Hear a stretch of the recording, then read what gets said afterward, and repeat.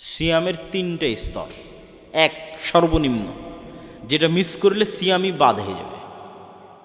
সর্বনিম্ন স্তর যেটা মিস করলে সিয়ামই বাদ, সেটা যে পেট এবং লজ্জাস্থানকে সিয়াম রাখা। লজ্জাস্থান সিয়াম রেখেছে, পেট সিয়াম রেখেছে, এটা যদি মিস হয়ে যায় তাহলে সিয়ামই বাদ। এর পরের স্তর, যেটা এর চেয়ে শ্রেষ্ঠ উত্তম, লজ্জাস্থানও সিয়াম রেখেছে, পেটও সিয়াম রেখেছে, চোখও সিয়াম রেখেছে, কানও সিয়াম রেখেছে, মুখও সিয়াম রেখেছে, শরীরের সকল অঙ্গ আল্লাহর নাফরমানিতে ব্যবহার হচ্ছে না, কান আল্লাহর নাফরমানিতে ব্যবহার হচ্ছে না, মুখ আল্লাহর নাফরমানিতে ব্যবহার হচ্ছে না। এটা আসল সিয়াম, প্রকৃত সিয়াম। 3 নাম্বার, সর্বশ্রেষ্ঠ সিয়াম।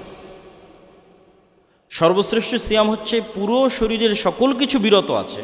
পেট খাওয়া থেকে বিরত আছে, লজ্জাস্থান তার কাজ থেকে বিরত আছে, চোখ, নাক, কান, দৃষ্টিশক্তি, শ্রবণ শক্তি, মেধা শক্তি সব আল্লাহর নাফরমানি থেকে বিরত আছে।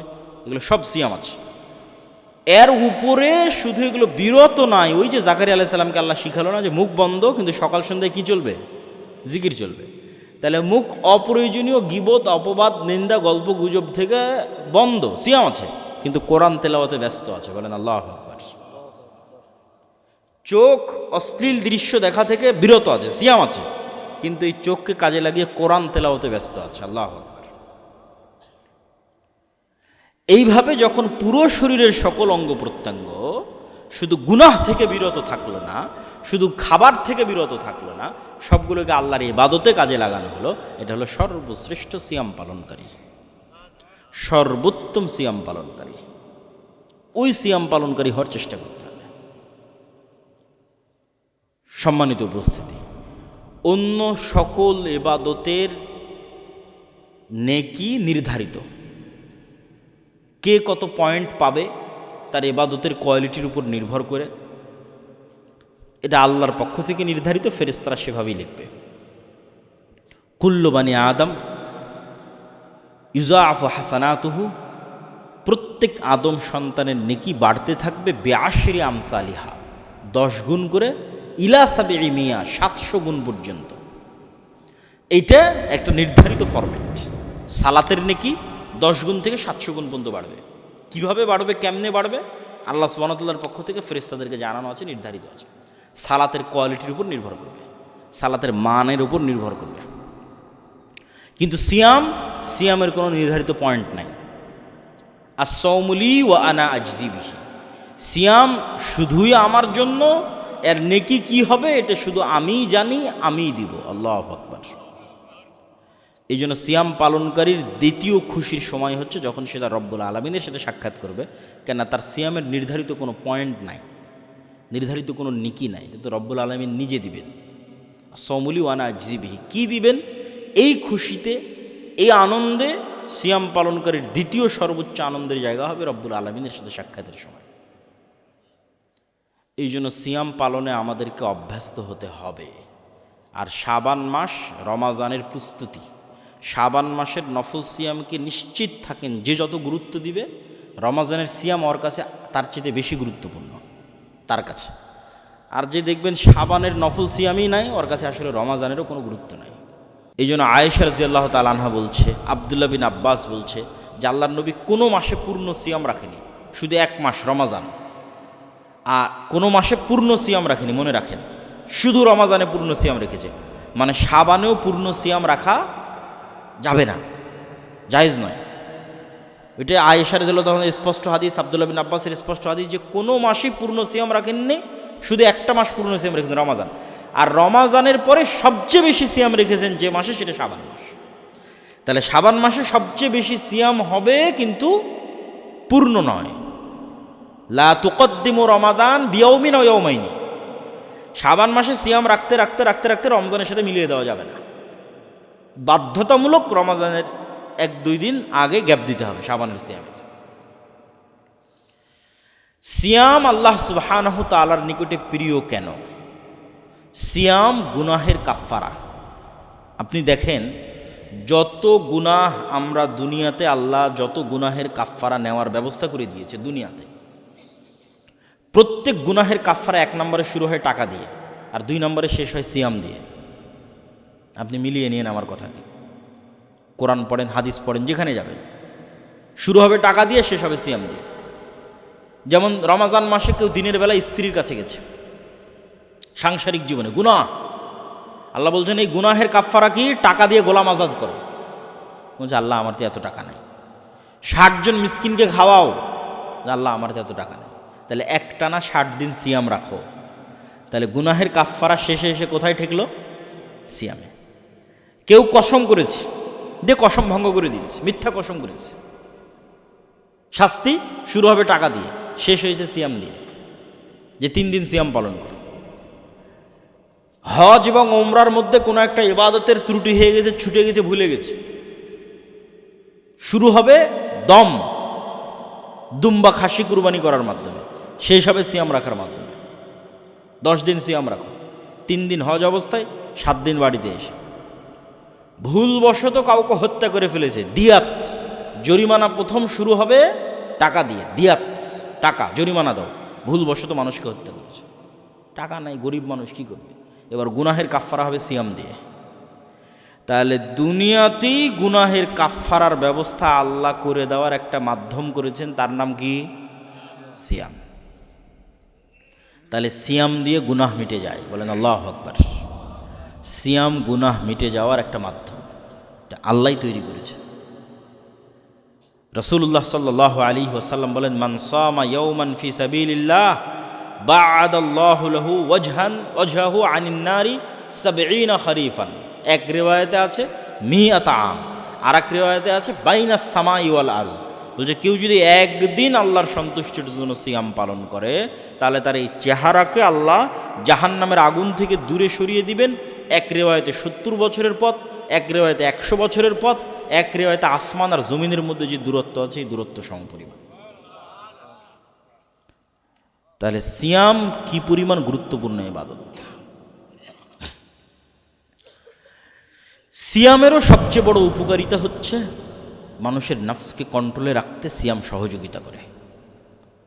কিভাবে? ইবনুল কাইয়িম রাহিমাহুল্লাহ বলছেন, মানুষ যখন পেট পূর্ণ করে খাবার নেয়, গ্রহণ করে, তখন রক্তনালীগুলো ফোলা থাকে, রক্তনালীর মধ্যে দিয়ে শয়তানের প্রবেশ দ্বার বিশাল উন্মুক্ত থাকে। আল্লাহর নবী আরেক হাদিসে বলেছে, ইয়াজরি মাজরাদ দাম, শয়তান রক্তনালী দিয়ে চলাচল করে।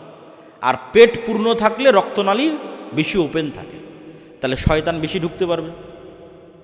তাহলে অন্তরে খারাপ কাজের চিন্তা, ইবাদতের অনীহা, অলসতা সবচেয়ে বেশি হবে যখন পেট পূর্ণ। আর যখন পেট ক্ষুধার্ত, খাবার নাই, তখন রক্ত সঞ্চালনের যে রাস্তাগুলো, এগুলো সংকুচিত হয়ে গেছে। আর যেহেতু ওই রাস্তা দিয়ে শয়তান ঢুকে, তাহলে শয়তানের ঢোকাও গিয়ে গেছে, কমে গেছে। শয়তানের ঢোকা যেহেতু কমে গেছে, তখন নফসের উপর কন্ট্রোলও মানুষের প্রতিষ্ঠিত হবে, মজবুত হবে, শক্তিশালী হবে। এমনিতেই তো খাওয়া থেকে বিরত থাকা নফসের বিরুদ্ধে যুদ্ধ, এটা একটা যুদ্ধ।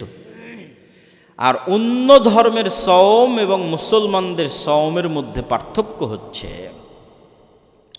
অন্য ধর্মের সিয়ামে শুধু খাবারে ফোকাস করা হয়, আর মুসলমানদের সিয়ামে শুধু খাবারে ফোকাস নয়। আজকে এই বক্তব্য থেকে শিখে যান, লাউহে মাহফুজের মতো হবে। আর যখন আপনার আওয়াজটা লাউহে মাহফুজের মতো হবে, তখন এটা আল্লাহ সুবহানাহু তাআলার যে আওয়াজ, সে আওয়াজের সাথে মিলে যাবে। লাউহে মাহফুজ থেকে জিব্রাইল নিয়েছে, জিব্রাইল থেকে মুহাম্মদ সাল্লাল্লাহু আলাইহি ওয়াসাল্লাম নিয়েছে, মুহাম্মদ সাল্লাল্লাহু আলাইহি ওয়াসাল্লাম থেকে সাহাবীরা, তাবিরা, তারপর আমরা। এই জন্য তাজবিদের গুরুত্ব আছে, আওয়াজটা যেন হুবহু এরকম হয়, যাতে লাউহে মাহফুজের সাথে মিলে যায়। আওয়াজের ধরন, উচ্চারণের স্টাইল লাউহে মাহফুজের সাথে যাতে মিলে যায়, এই জন্য তাজবিদের গুরুত্ব আছে। কোরআন অর্থ জানা জরুরি, বোঝা জরুরি, জ্ঞান অর্জন করতে হবে। শুধু সাউন্ডের মধ্যে সীমাবদ্ধ থাকলে হবে না, কেন কোরআনের শিক্ষাও তার মজেজা। কিন্তু কেউ যদি কোরআন নাও বুঝে, কোরআন নাও জানে, তবুও শুধু কোরআনের আওয়াজ দিয়ে, কোরআনের উচ্চারণ দিয়ে সে কোরআনের সকল বরকতই লাভ করতে পারবে। কোরআনের সকল বরকত, সকল রহমত তার জীবনে, তার ব্যবসা বাণিজ্যে, তার বাড়িতে, সকল ক্ষেত্রে শুধু এই আওয়াজ দিয়েও উপকার লাভ করা সম্ভব। তাহলে আমরা বলছিলাম জিকির, সর্বশ্রেষ্ঠ জিকির তাহলে কোরআন। সর্বশ্রেষ্ঠ জিকির তাহলে কি? কোরআন। আশা করি বুঝে গেছেন যে সর্বশ্রেষ্ঠ জিকির কোরআন। এবার আসি জিকির দোয়ার চেয়েও শ্রেষ্ঠ। দোয়া করাও ইবাদত, কিন্তু দোয়া করার চেয়েও শ্রেষ্ঠ ইবাদত হচ্ছে জিকির। কারণ হচ্ছে যে এই প্যান্ডেলের, এই আসমান জমিনের, এই গাছপালার, এই জীবজন্তুর আল্লাহর কাছে কোনো চাওয়া আছে? আল্লাহর কাছে কোনো চাওয়া নাই। ফেরেশতাদের আল্লাহর কাছে কোনো চাওয়া আছে? নাই। ফেরেশতারা যদি দোয়া করে তাও এটা মুমিন মুসলমানদের জন্য দোয়া করে, ওদের নিজেদের জন্য কোনো চাওয়া নেই। না টাকা পয়সার দরকার, না খাবার দাবারের দরকার, না কোনো অসুখ বিসুখ, চাওয়া নেই। তাহলে ফেরেশতাদের ইবাদত এবং আশেপাশের সকল সৃষ্টিজীবের ইবাদত আসলে জিকির, তাসবিহ। আর আমরা মানুষেরা জিকিরও করি, দোয়াও করি। দোয়ার চেয়ে জিকির কেন শ্রেষ্ঠ? দোয়ার মধ্যে মানুষের নিজের স্বার্থ বেশি আছে। আল্লাহ আমাকে এটা দাও, আল্লাহ আমার এটা দরকার, আল্লাহ আমার ওইটা দরকার। আর যখন আপনি জিকির করছেন তখন এটা নিঃস্বার্থ আল্লাহর জন্য। আল্লাহু আকবার এই কথার মধ্যে কোনো চাওয়া আছে? নাই। সুবহানাল্লাহ এই কথার মধ্যে কোনো চাওয়া আছে? নাই। সুবহানাল্লাহি বিহামদিহি সুবহানাল্লাহিল আযীম এর মধ্যে কিছু চাওয়া আছে? লা ইলাহা ইল্লাল্লাহ এর মধ্যে কিছু চাওয়া আছে? লা ইলাহা ইল্লাল্লাহু ওয়াহদাহু লা শারীকা লাহু লাহুল মুলকু ওয়া লাহুল হামদু ওয়া হুয়া আলা কুল্লি শাইইন কাদির এর মধ্যে কোনো চাওয়া আছে? লা হাওলা ওয়ালা কুওয়াতা ইল্লা বিল্লাহ এর মধ্যে কোনো চাওয়া আছে?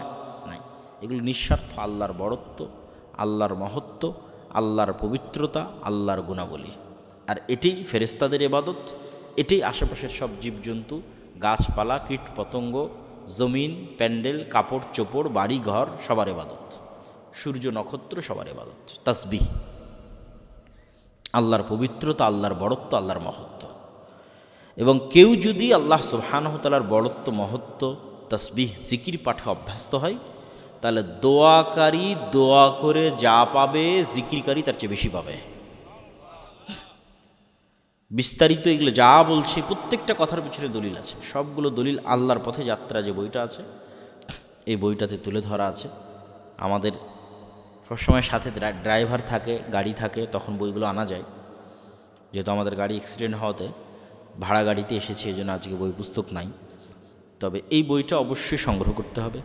মাসিক আল ইতিসাম সংগ্রহ করতে হবে। আল্লাহর পথে যাত্রা এই বইটা সব মসজিদ, মাদ্রাসা, স্কুল, কলেজ, ইউনিভার্সিটি, মক্তব সব জায়গায় সাপ্তাহিক একদিন হলেও পাঠচক্রের মাধ্যমে 1 পৃষ্ঠা 2 পৃষ্ঠা করে হলেও পড়তে হবে। আল্লাহর পথে যাত্রা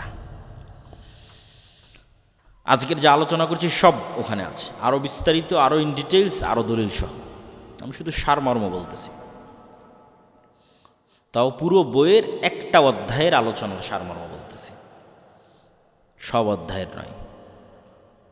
জিকির। আল্লাহ সুবহানাহু ওয়া তাআলা মূসা আলাইহিস সালাতু ওয়াস সালামকে মুজিজার লাঠি দিলেন, হাত দিলেন, যেই হাত বগলের মধ্যে থেকে বের হলে জলজল করবে। জিহ্বায় তোতলামি ছিল, সেই তোতলামি ভালো করে দিলেন। ভাইকে সাথে দরকার ছিল, ভাইকে সাথে দিয়ে দিলেন। সব কিছু দেওয়ার পর আল্লাহ সুবহানাহু ওয়া তাআলা বলতেছেন, ওয়ালা তানিয়া ফি জিক্রি, তুমি আমাকে স্মরণ করতে ভুলিও না। তো আল্লাহ সুবহানাহু ওয়া তাআলা যে স্মরণ করতে ভুলতে নিষেধ করলেন, এর কারণটা কি? এর কারণ হচ্ছে, কল্পনা করেন যে মুহাম্মদ সাল্লাল্লাহু আলাইহি ওয়াসাল্লাম 1 সপ্তাহ যাবৎ সালাত আদায় করেনি, আল্লাহ সুবহানাহু ওয়া তাআলাকে স্মরণ করেনি। সালাত তো আল্লাহকে স্মরণ করার একটা মাধ্যম, আমরা আগেই বলেছি। সালাতও আদায় করেনি, জিকিরও করেনি। 1 সপ্তাহ 10 দিন পার হয়ে গেছে। এখন আজকে মুসা আলাইহিস সালাতু ওয়াস সালাম লাঠি ছাড়ছে, লাঠি আর সাপ হয় না। বগল থেকে হাত বের করছে, হাত আর জ্বলজ্বল করে না। কেন? সব ডিঅ্যাক্টিভেট হয়ে গেছে, ফাংশন যা ছিল সব ডিঅ্যাক্টিভেট। কেন ডিঅ্যাক্টিভেট? এই কালব মূল জায়গা থেকে ডিসকানেক্টেড হয়ে গেছে।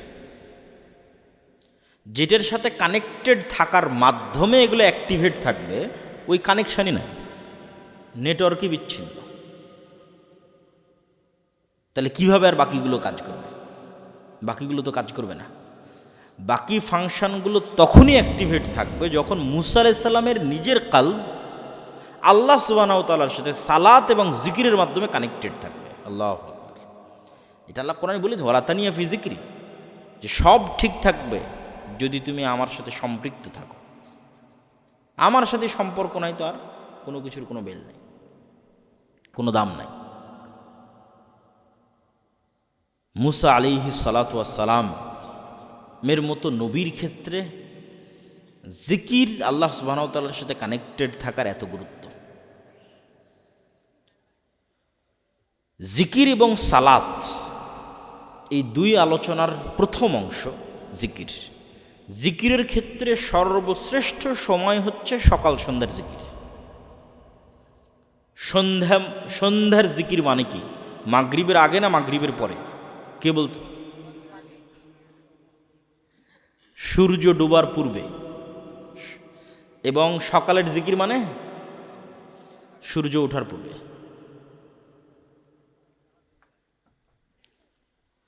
আল্লাহ সুবহানাহু ওয়া তাআলা কোরআন মাজিদে বলছেন, ক্বাবলা তুলুইশ শামসি ওয়া ক্বাবলা গুরুবিহা, সূর্য ওঠার পূর্বে, সূর্য ডুবার পূর্বে।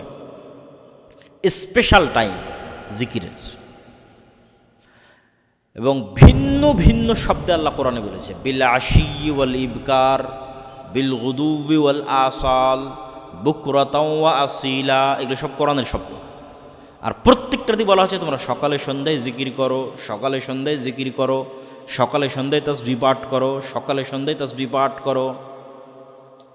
জাকারিয়া আলাইহিস সালাতু ওয়াস সালাম কুল্লামা দাখালা আলাইহা জাকারিয়াল মিহরাব ওয়াজাদা ইনদাহা রিজকা ক্বালা ইয়া মারইয়ামু আন্না লাকি হাযা ক্বালাত হিয়া মিন ইনদিল্লাহ ইন্নাল্লাহা ইয়ারযুকু মান ইয়াশা বিগাইরি হিসাব।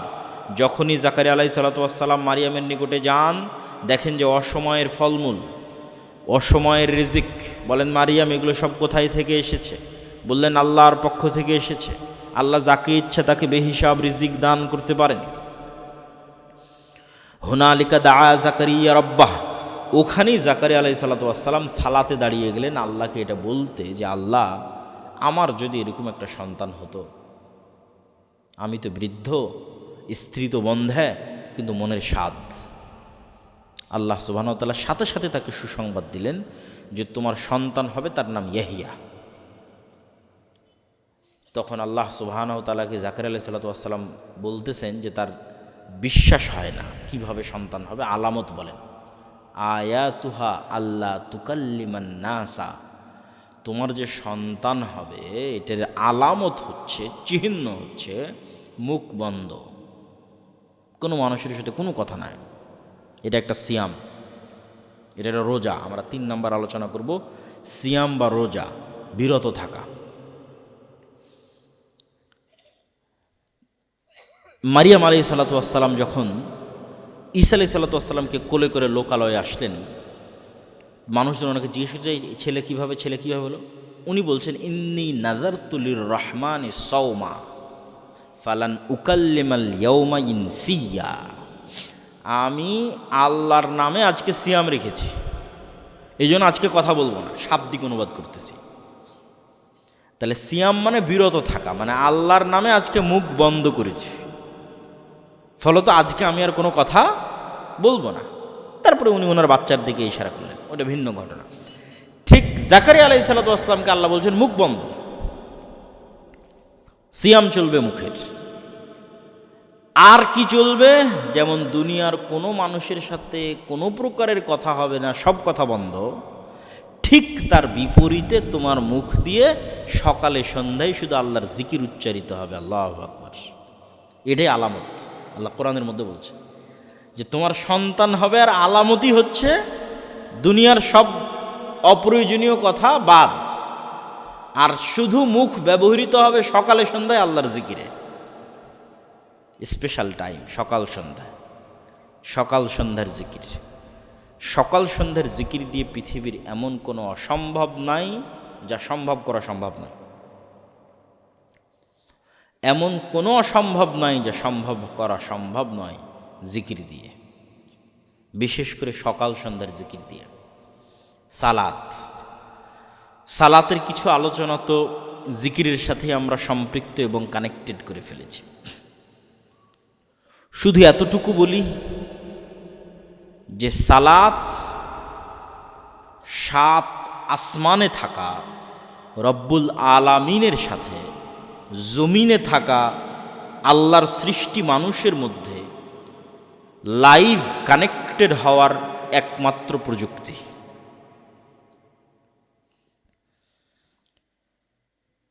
যে আপনি আছেন জমিনে আর আল্লাহ সুবহানাহু তাআলা আছেন আরশে।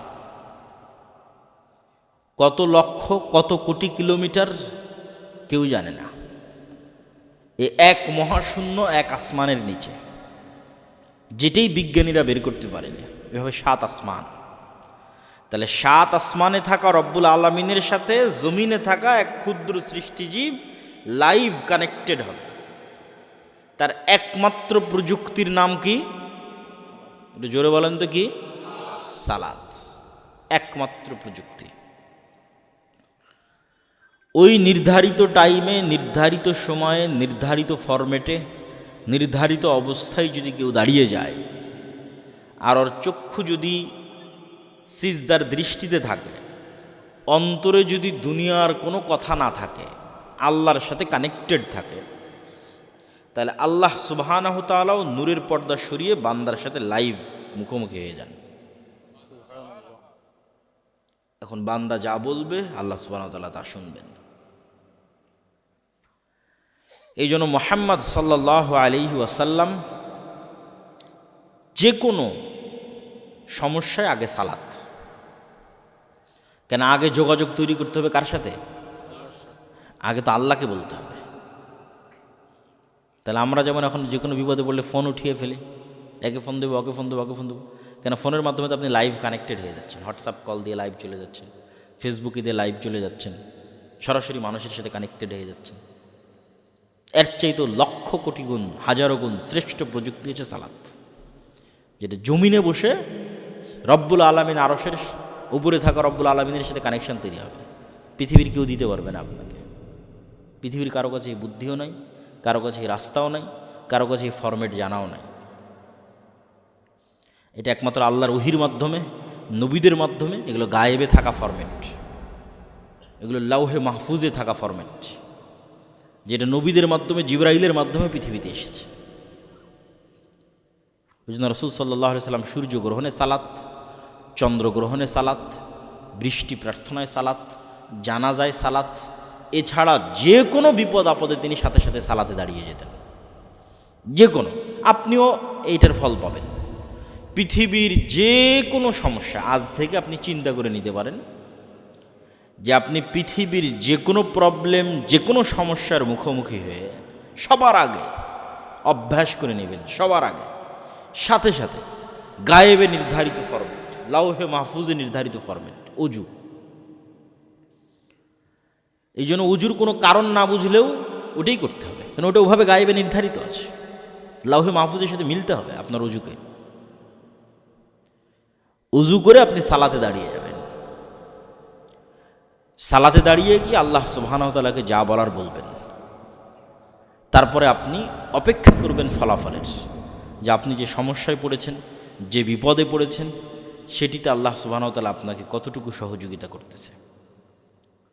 আশা করি ইনশাআল্লাহ অবশ্যই উপকার পাবেন। সালাত, সালাত পৃথিবীতে থাকা এক ব্যতিক্রম ধর্মী ইবাদতের নাম, এক ব্যতিক্রমধর্মী উপায় এবং মাধ্যমের নাম, যার মাধ্যমে আসমান থেকে আল্লাহ সুবহানাহু ওয়া তাআলার সহযোগিতা নেমে আসে। বিশেষ করে রাতের সালাত, বিশেষ করে রাতের 1/3 1/2 অতিক্রম হয়ে গিয়ে যখন রাতের শেষ ভাগ, তখন রাতের শেষ ভাগের সালাত রাসূলুল্লাহ সাল্লাল্লাহু আলাইহি ওয়াসাল্লামকে আল্লাহ সুবহানাহু ওয়া তাআলা বলছেন, ফাতাহাজ্জাদ বিহি নাফিলাতাল লাক আসা আন ইয়াবআসাকা রাব্বুকা মাকামাম মাহমুদা। হে মুহাম্মদ সাল্লাল্লাহু আলাইহি ওয়াসাল্লাম, আল্লাহ আপনাকে মাকামাম মাহমুদ দিতে চায়, সর্বশ্রেষ্ঠ স্থান দিতে চাই কিয়ামতে।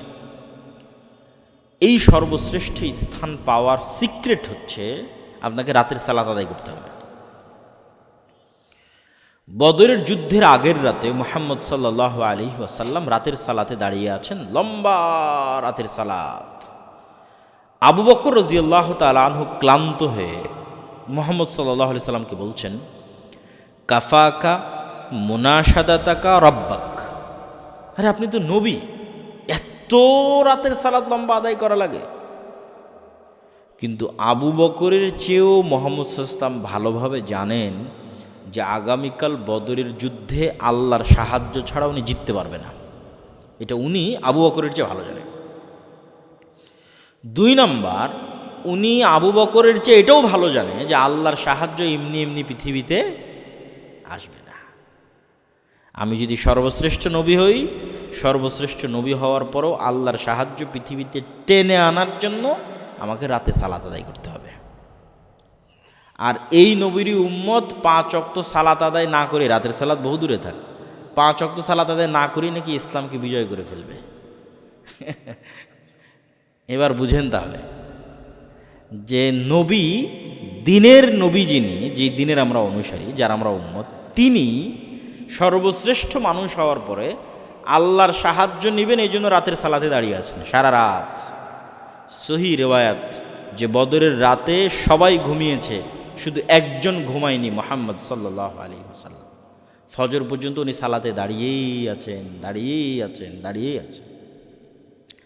আর দিনের বেলা হাত উঠিয়ে দোয়া করতে করতে করতে করতে করতে করতে ওনার চাদর, গায়ের চাদর পড়ে গেছে হাত উঁচু করতে করতে। তো উনি নবী হওয়ার পরে এবং সর্বশ্রেষ্ঠ মানুষ হওয়ার পরে আল্লাহর সাহায্য নিবেন, এই জন্য রাতের সালাতে দাঁড়িয়ে আছেন। আর আমরা ইসলামকে বিজয় করে ফেলবো 5 ওয়াক্ত সালাত আদায় না করি, এটা কোনো মতেই সম্ভব নয়। সালাত, 5 ওয়াক্ত সালাত ছাড়া আপনি আল্লাহ সুবহানাহু ওয়া তাআলার গণনার মধ্যেই আসবেন না। এখানে বিজয়, আন্দোলন, বিপ্লব এগুলোর কোনো অর্থ নাই। তাহলে ইসলাম প্রতিষ্ঠা করতে হলে শুরুই করতে হবে মসজিদ দিয়ে, শুরুই করতে হবে সালাত দিয়ে, তারপরে তখন আস্তে আস্তে অন্যদিকে আগাবে। কেননা আপনি পৃথিবীর সকল গুনাহ থেকে বিরত যদি থাকতে চান, তার সহজ বুদ্ধি, ইয়াং জেনারেশন থেকে শুরু করে যে কেউ, যে আমি এই নেশায় আসক্ত, এই গুনাহে আসক্ত, এইটা ছাড়তে পারছি না, ওইটা ছাড়তে পারছি না, সব গুনাহ থেকে মুক্ত হতে পারবেন যদি 5 ওয়াক্ত সালাত জামাতে আদায় করতে পারেন। কেন বললাম? কেন আপনি অন্য গুনাহ করতেছেন, তার কারণ হচ্ছে আপনার নাফস আপনার কন্ট্রোলে নাই, এই জন্যই তো গুনাহ করতেছেন। যে গুনাহই, যে সুদ করতেছে ওরও নাফসার কন্ট্রোলে নাই, যে ঘুষ খাচ্ছে ওরও নাফসার কন্ট্রোলে নাই, যে বিড়ি খাচ্ছে ওরও নাফসার কন্ট্রোলে নাই, যে গীবত অপবাদ দিচ্ছে ওরও নাফসার কন্ট্রোলে নাই, যে জেনায় লিপ্ত হচ্ছে ওরও নাফসার কন্ট্রোলে নাই। ঘটনা তো এক জায়গাতে, সেটা হচ্ছে নাফস কন্ট্রোলে নাই। তাহলে পাপ যেটাই হোক ওটাকে কন্ট্রোল করা সম্ভব যদি নাফসকে কন্ট্রোল করা সম্ভব। তাহলে নাফসকে কন্ট্রোল করতে হলে একে তো কাজ দিতে হবে, কাজ না দিলে কিভাবে কন্ট্রোল হবে? পৃথিবীর এমন কোনো প্রশিক্ষণ নাই যে প্রশিক্ষণ কাজ ছাড়া হয়ে যায়। যে আমি ঘরে বসে আর্মি হয়ে গেলাম, এটা হবে নাকি? ঘরে বসে পুলিশ হয়ে গেলাম, এটা হবে নাকি? দৌড়াতে হবে, কাজ করলে, ট্রেনিং নিলে তাহলে ও কাজের উপযুক্ত হবে। তাহলে এখন আমি চাচ্ছি যে আমার নাফসকে আমি কন্ট্রোল করতে চাই, কেন আমি অসংখ্য গুনাহে লিপ্ত। তাহলে একে কাজ না দিলে কি কন্ট্রোলে আসবে? কাজ না দিলে কন্ট্রোলে আসবে না। তো অলস, অলস যদি পড়ে থাকে তো শয়তানের ঘর, শয়তানের আড্ডাখানা, কারখানা। তাহলে একে এখন কাজ দিতে হবে। তাহলে এর প্রথম কাজ হচ্ছে যে কোনো মূল্যে একে 5 ওয়াক্ত সালাত আদায় করতে বাধ্য করতে হবে, মেরে পিটিয়ে, এট এনি কস্ট। যতক্ষণ মানুষ তার নিজের নফসকে 5 ওয়াক্ত সালাত আদায় বাধ্য করতে না পেরেছে, ততক্ষণ আরও কোনো গুনাহ থেকে বিরত থাকতে পারবে না, যে গুনাহই হোক পৃথিবী। আর নফসকে যখন মানুষ একবার বাধ্য করে ফেলবে যে না, তোকে সালাত আদায় করতেই হবে এবং জামাতে মসজিদে সালাত আদায় করতে হবে, তাহলে অন্তত কি হলো, নফসটা কন্ট্রোলে চলে আসলো। এখন কন্ট্রোলে যখন চলে আসবে, তখন আর যে কোনো গুনাহ, ওই গুনাহের ধরন কেমন হবে আপনাকে বলি। নফস কন্ট্রোলে আসার আগে গুনাহের ধরন ছিল এমন, মন চাইলো সিগারেট ধরিয়ে ফেললেন, কেন নফস তো কন্ট্রোলে নাই। এবার যখন অন্তত একটানা 40 দিন যদি আপনি আপনার নফসকে বাধ্য করেন যে আমি একটানা 40 দিন 5 ওয়াক্ত সালাত জামাতে আদায় করব তাকবীরে তাহরিমার সাথে, সাকসেসফুলি একটা কোর্স কমপ্লিট করেছেন, একটা ডোজ কমপ্লিট করেছেন সাকসেসফুলি, একটানা 40 দিন। এই 40 দিনের পর যখন আপনি সিগারেট বা বিড়ি ধরাতে যাবেন, তখন অন্তত 10 বার আপনি চিন্তা করার সুযোগ পাবেন যে খাবো না খাবো না। এই চিন্তা করার সুযোগটা এতদিন ছিল না। কেন না, এতদিন এই নাফসের উপর আপনার কন্ট্রোল ছিল না, এটা ছিল শয়তানের গোলাম। এই 40 দিনের পর এখন আপনি যে গুনাহই যান না কেন, চিন্তা করার সুযোগ পাবেন। চিন্তা করার পর আপনি করলেন, সেটা ভিন্ন বিষয়, কিন্তু আপনার নাফসের উপর আপনার কন্ট্রোল ফিরে এসেছে। এই জন্য পৃথিবীর সকল গুনাহ থেকে মুক্ত হওয়ার সিক্রেট হচ্ছে 5 ওয়াক্ত সালাত। 5 ওয়াক্ত সালাত আদায় করতেই হবে। 5 ওয়াক্ত সালাত ছাড়া উম্মতে মুহাম্মাদির বাঁচার কোনো রাস্তা নাই।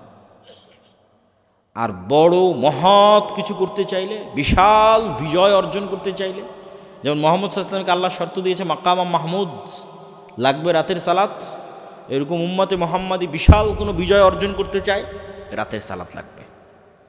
সাহাবীরা 5 ওয়াক্ত সালাতের পরেও রাতের সালাতে অভ্যাসী ছিলেন। রাতের সালাতের পরেও তারা কোরআন তেলাওয়াতে, সালাতের পরেও তারা কোরআন তেলাওয়াতে অভ্যাসী ছিলেন। সম্মানিত উপস্থিতি, আমরা আমাদের বক্তব্যের তৃতীয় পয়েন্ট, সিয়াম। আজকে সিয়াম বাছাই করতাম না, শুধু একটা কারণে বাছাই করেছি, আগামীকাল অথবা পরশুদিন থেকে শাবান মাস শুরু হচ্ছে এবং রাসূলুল্লাহ সাল্লাল্লাহু আলাইহি ওয়াসাল্লাম রমাজানের বাইরে আর যে মাসে সবচেয়ে বেশি সিয়াম পালন করতেন, সে মাসের নাম শাবান মাস। শাবান মাসে রাসূল সাল্লাল্লাহু আলাইহি ওয়াসাল্লাম সবচেয়ে বেশি সিয়াম পালন করতেন। এর কারণ হচ্ছে তিনি সপ্তাহে যে 2 দিন সিয়াম পালন করতেন, এই 2 দিন সিয়ামের কারণ হচ্ছে এই 2 দিনে সাপ্তাহিক আমল আল্লাহ সুবহানাহু ওয়া তাআলার দরবারে তুলে ধরা হতো। আর শাবান মাসে সারা বছরের আমল আল্লাহ সুবহানাহু ওয়া তাআলার নিকটে তুলে ধরা হয়। এই জন্য তিনি চাইতেন যে যখন আমার আমল আল্লাহ সুবহানাহু ওয়া তাআলার নিকটে তুলে ধরা হবে, তখন যেন আমি অন্তত সিয়াম অবস্থায় থাকি।